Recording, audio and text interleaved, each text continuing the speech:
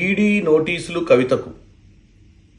మళ్ళీ ఈడీ నోటీసులతో కొత్త డ్రామాకు తెరలేపి పార్లమెంట్ ఎన్నికలలో తెలంగాణ ప్రజలను మభ్యపెట్టి ఓట్లు దండుకోవాలన్న ఆలోచన బీజేపీకి వచ్చినట్టు అనిపిస్తుంది.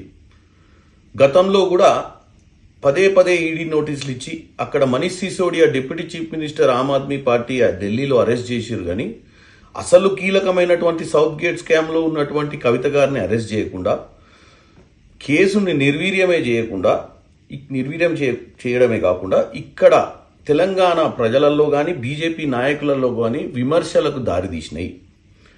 ఇప్పుడు బీఆర్ఎస్ ఓడిపోయిన తర్వాత బీజేపీ రానున్న పార్లమెంట్ ఎన్నికలలో కీలకమైనటువంటి కాంగ్రెస్కి కీలకమైన అపోజిషన్ కావాలి అన్న ఆలోచనతోటి మళ్ళీ ఈడీ డ్రామాకు తెరలేపినట్టుగా కనపడుతుంది.